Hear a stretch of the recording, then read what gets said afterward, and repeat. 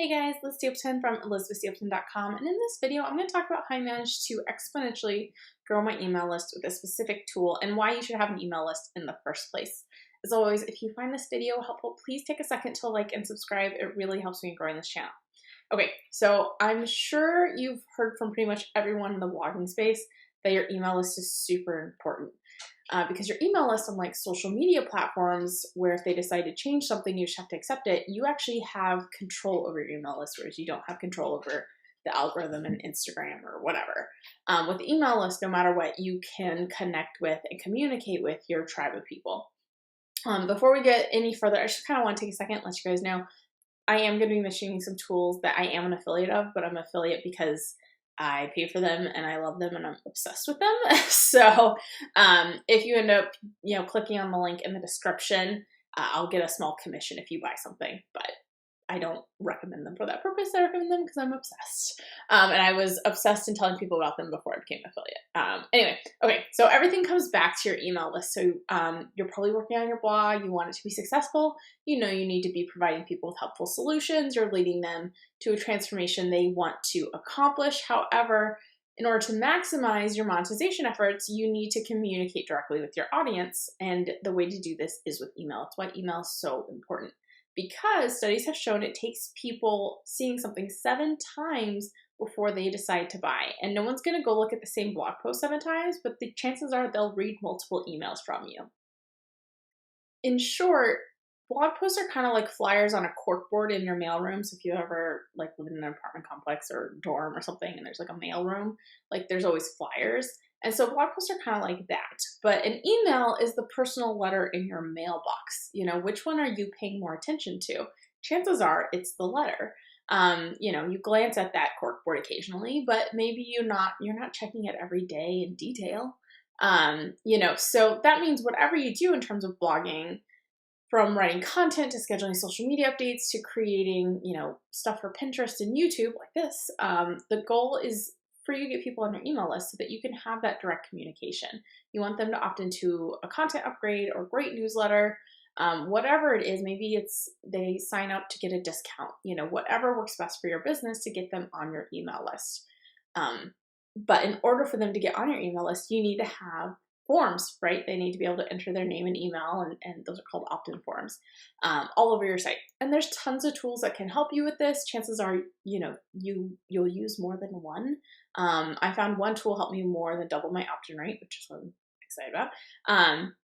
But in most instances, your email marketing service provider, so this could be ConvertKit, MailChimp, Drip, MailerLite, there's a ton out there, will have forms that you can use on your site.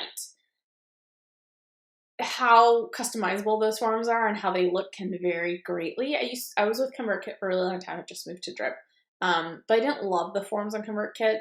And so I ended up starting to use another tool to create better opt-ins, better looking ones that would convert better, those sorts of things, because I was limited in ConvertKit, and I've only played around with forms a little bit in Drip now that I've moved, because I'm using this other tool and I love it and it's all set up. But in ConvertKit, I was really limited to just sort of a one-step opt-in form. And one step means that when they're looking at the opt-in, the kind of blank spots to put their name and email are there already. Whereas a 2-step opt-in shows hey, get this thing, and there's a button, and when they click on it, it opens up the form for them to sign up. So that's called a 2-step opt-in.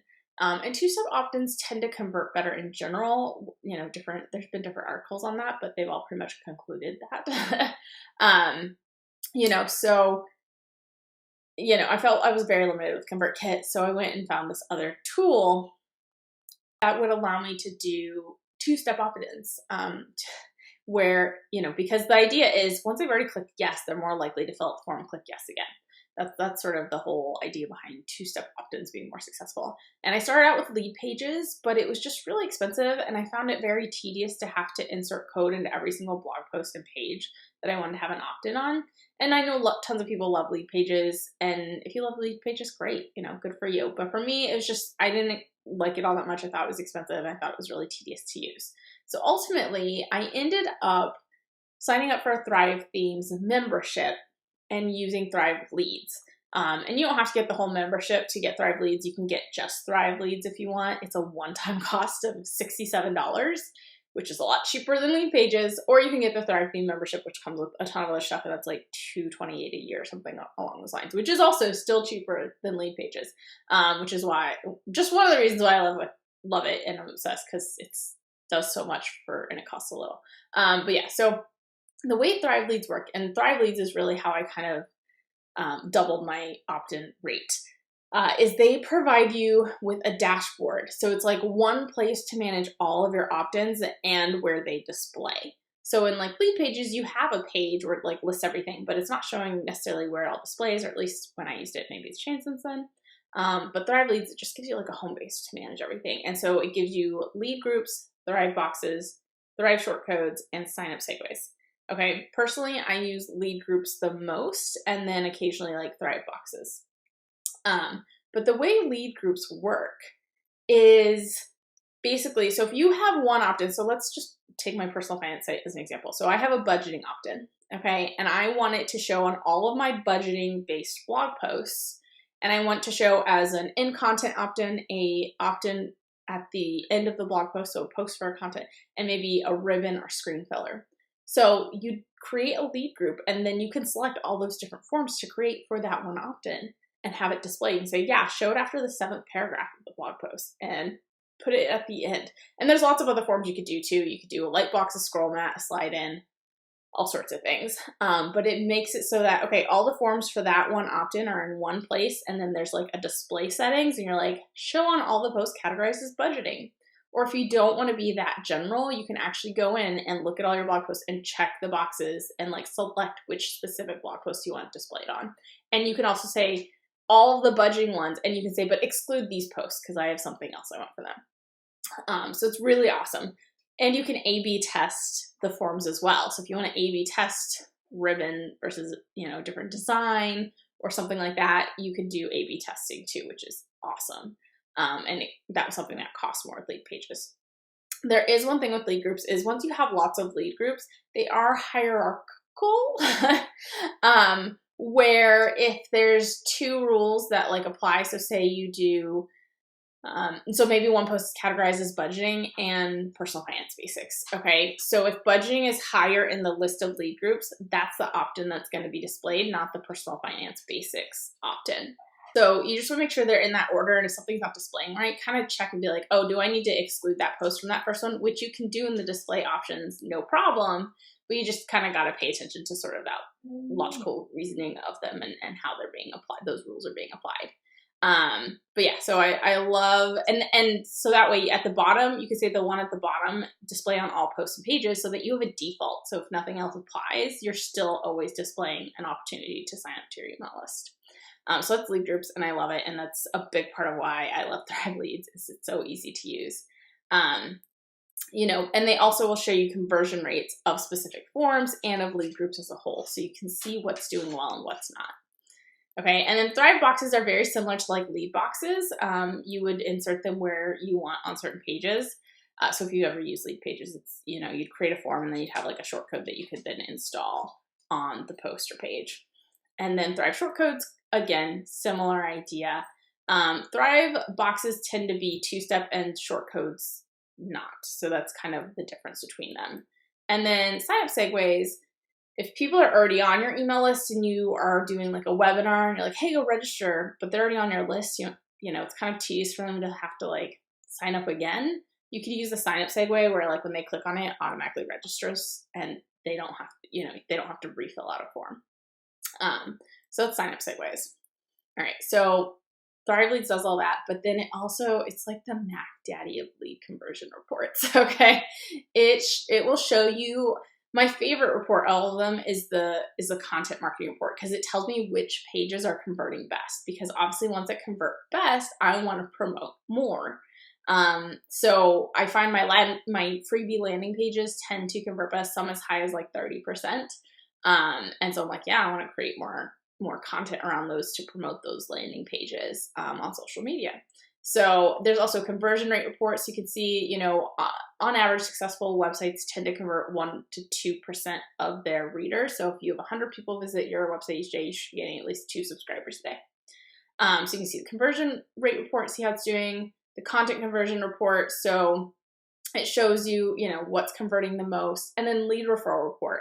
So what traffic that you're getting is converting the best? Is it traffic from Google? Is it traffic from Pinterest or Tailwind, Twitter, whatever, because if you're putting a ton of effort into like Instagram, and then you can see people from Instagram aren't converting at all, like maybe you want to spend your time elsewhere because maybe YouTube's converting really well. So seeing where people are coming from that convert can help you in terms of deciding where to focus your energy.